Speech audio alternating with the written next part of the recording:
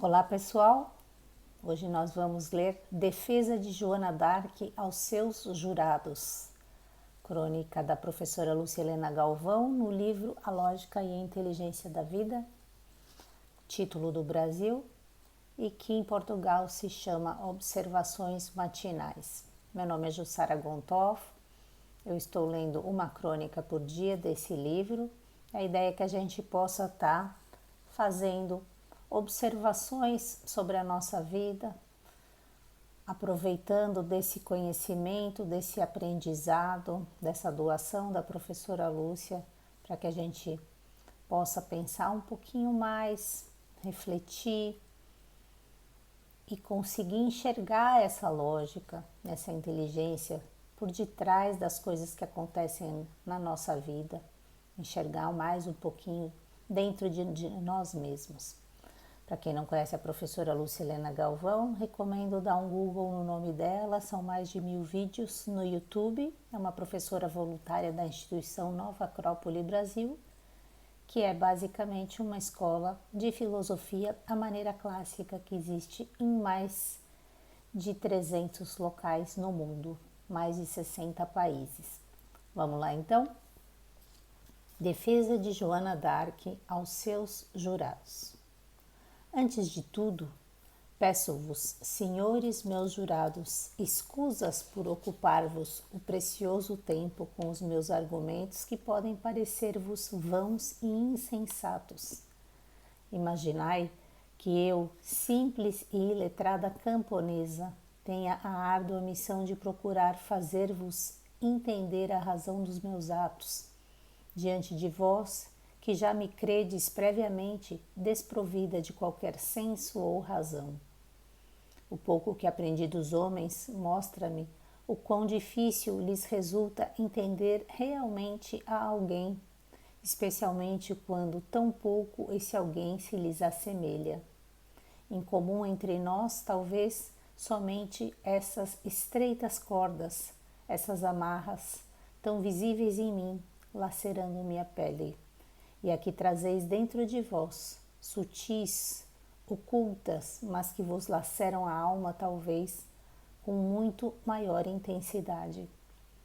Na pequena aldeia onde nasci e me criei, assisti a cada dia da minha vida ao espetáculo patético de ver morrer os sonhos de uma comunidade que refletiam os sonhos de toda uma nação.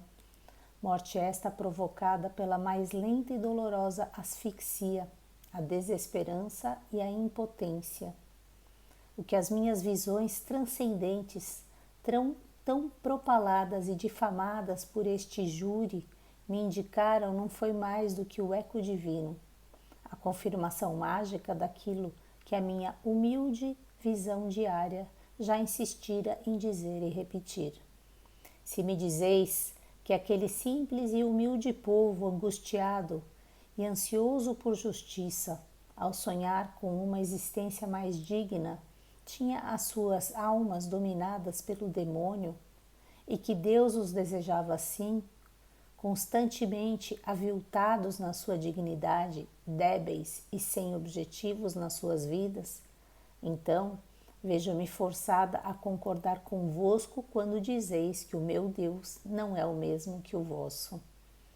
Por razões que me são alheias, sei que foi confiada a mim e ainda agora sou capaz de senti-lo, a missão de reacender o fogo nos seus corações, de despertá-los para a vida, fazê-los sacralizar os seus esforços cotidianos, direcionando-os para uma causa nobre, um ideal.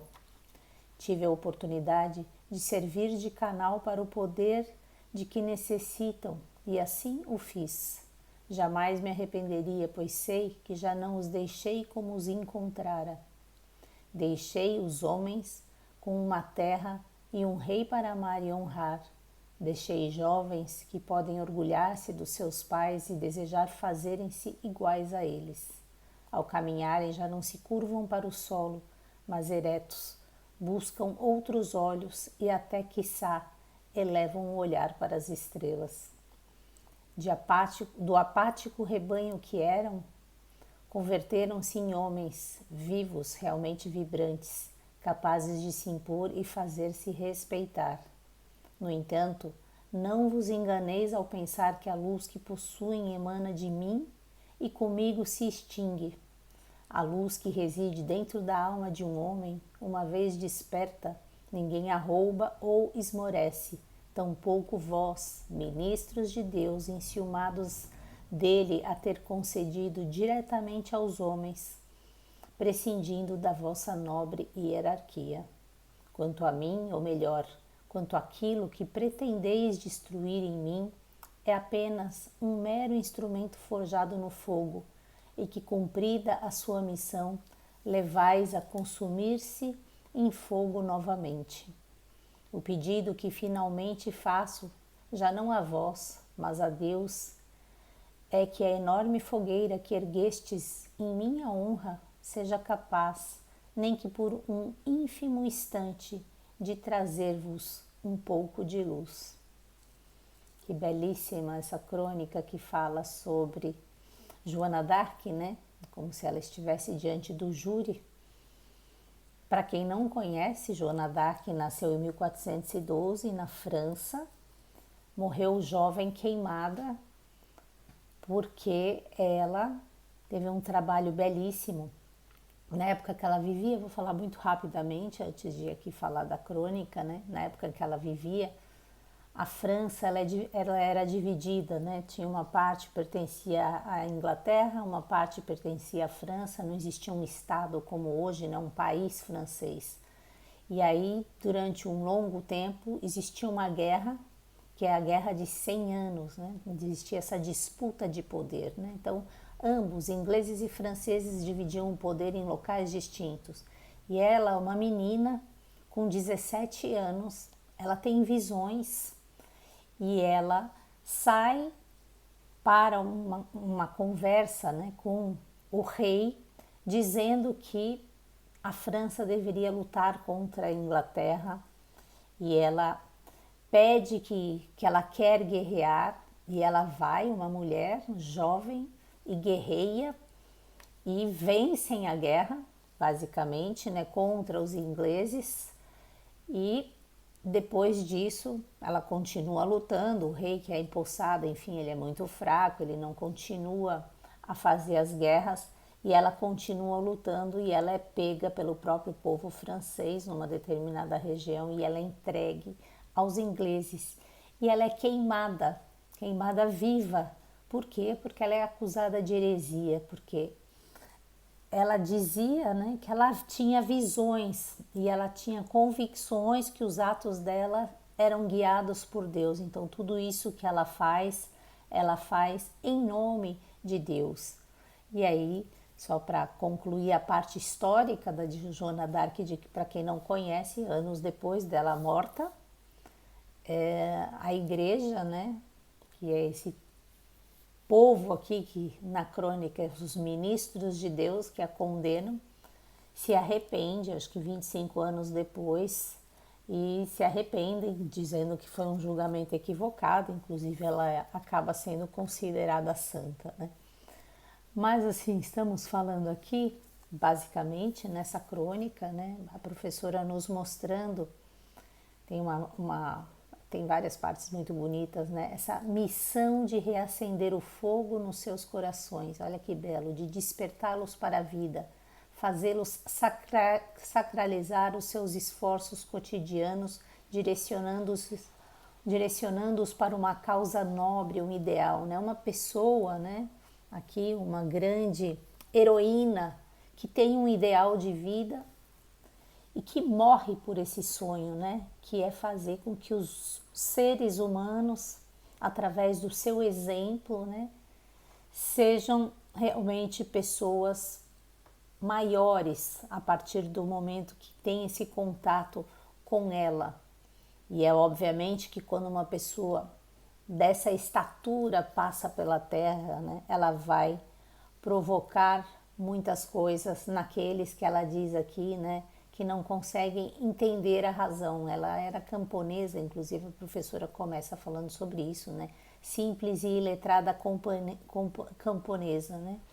E aí o que acontece? Esses homens que usam, né, outro tipo de razão, que não é essa razão que se assemelha por essas cordas sutis e ocultas que todos temos em nós, que é essa corda que são as nossas, vamos dizer assim, nas minhas palavras, essa nossa essência una. Esses homens, ao invés de se ligarem a ela, né, essa alma tão nobre, através dessas cordas do coração, eles vão, na verdade, condenar essa pessoa. E por isso que as almas, na realidade dessas pessoas, elas estão dilaceradas, né? Como diz aqui, né? Estão visíveis em mim, né? As cordas que prendem a pele dela, né? E que trazeis dentro de vós ocultas, mas que vos laceram a alma, talvez com muito maior intensidade, porque eles não estão sendo aquilo que deveriam ser. Então ela, com esse intuito, né, de não permitir morrer na comunidade esses sonhos de uma nação, né, que morre por asfixia, né, e por desesperança e por impotência, ela que tem essa visão transcendente, ela assume esse papel, e imagina que belo poder todos nós fazermos isso, né? Ela assume esse papel de poder sonhar com essa dignidade, essa existência mais digna, como está escrito aqui no próprio texto, né? E aí lutar por isso. E aqui tem algo muito bonito que ela diz, né? Essa missão que foi confiada a ela, que ela é capaz de sentir para reacender esse fogo, que é uma coisa que eu já falei, né? Que somente esse fogo, fogo sagrado, fogo do divino, que é capaz, né, de acender nos corações, né, dos humanos, para que nós possamos estar sacralizando a vida e fazendo com que a gente se direcione para esse ideal, né, que aqui inclusive no texto está com letra maiúscula.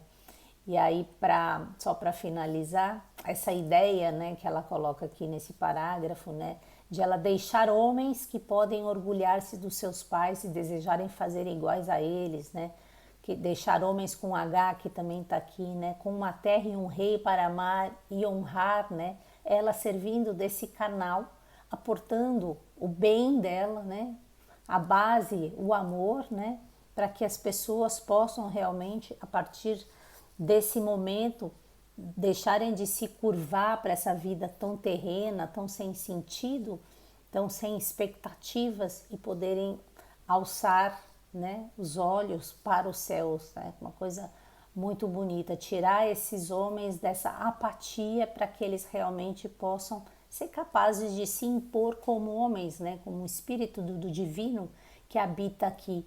E aí ela diz claramente, né, essa luz que reside dentro da alma de todas as pessoas, de um homem, ela é uma luz que não está sendo, né, desperta por mim, né, eu sou um canal, né, portanto quando eu morro, eu não morro e com isso se esmorece e se finaliza essa luz dentro de todas as pessoas, vocês, né, ministros de Deus aqui, entre aspas, né, que gostariam que essa ligação do homem com Deus fosse só através de pessoas. Não, ela diz aqui, nós, né, os seres humanos, temos esse fogo sagrado em nós e podemos ter essa ligação. E ela finaliza de uma maneira linda, né, pedindo ainda a Deus, né, com a sua enorme compaixão, né, com seu enorme amor a todos os seres humanos, inclusive aqueles que estão a condenando, que o Deus, que é representado por essa enorme fogueira, faça isso, né, a pedido dela, trazer um pouco de luz para essas pessoas que a condenam, né? Coisa realmente belíssima. Beijos para vocês, pessoal, e até amanhã, se Deus quiser. Bye, bye.